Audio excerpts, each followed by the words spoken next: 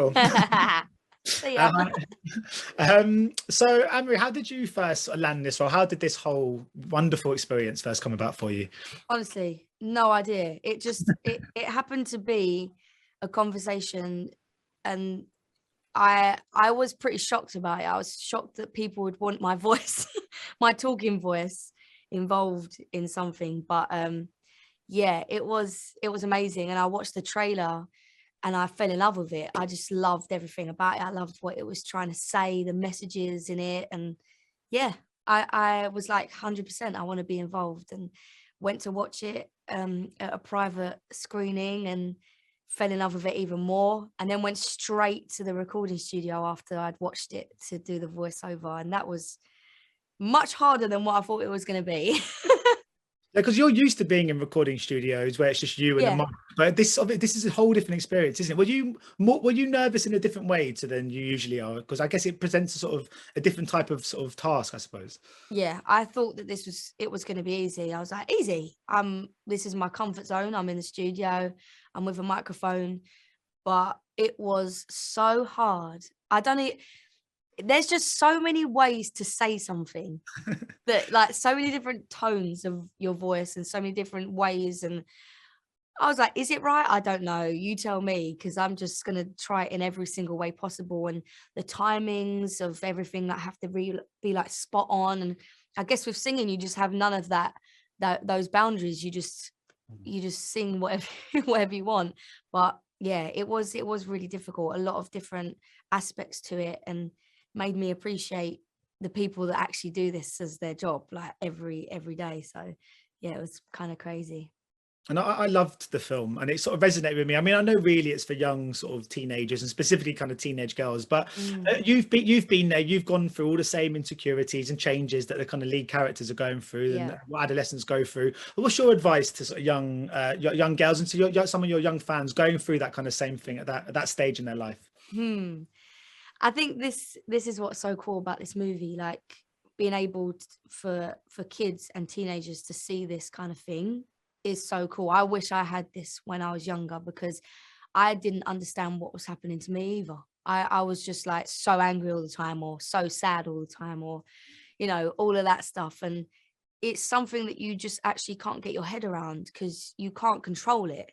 So watching this, even now watching it, I was like, oh yeah, that's why, and that's why, and that's why. And yeah, I think I would just say it's hard to understand what's going on, and you don't have the answers as to why you're feeling a certain way. It's literally hormones in your body, and something's going to happen out of your control, and your emotions are going to be high, but you'll get through it, and eventually they'll be all calm. And yeah, it's only a little period of time.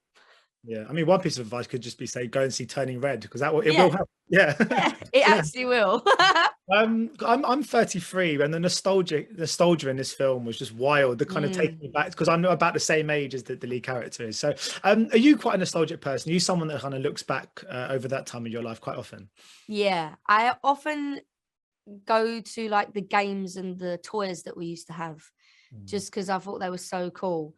And yeah, just like was it Tetris and the other weird stuff that we had, and Pogs and Pokemon cards and all that. I do reminisce about those kind of things, and yeah, it's just so different, I think. I reminisce about discontinued like chocolate bars. Do you remember the snowflake? Do you remember the snowflake? That was the best thing ever. The flake. No. It was a flake bar, but inside it was like white chocolate. Oh, it was the best. I don't remember that. Yeah, but I think I'm just a few years older than you. Maybe it's the small margins. But in the film, the girls are obsessed with this boy band. I was wondering, what was your big obsession musically at that age? Well, it was definitely like NSYNC, Spice Girls, Blue.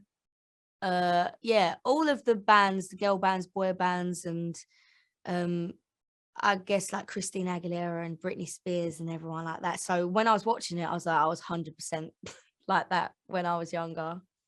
I mean, obviously now in your industry, you'll meet so many people that you once were admiring and would want to go and sort of see live. Do you still get that little feeling of excitement inside you when you walk into it with someone, anyone from Blue or Spice Girls? I'm sure you must have met some of those guys before. Yeah, I definitely feel it. I mean, obviously at the time you just try and keep your cool completely and you're like, yeah, this is normal. But inside I'm like screaming.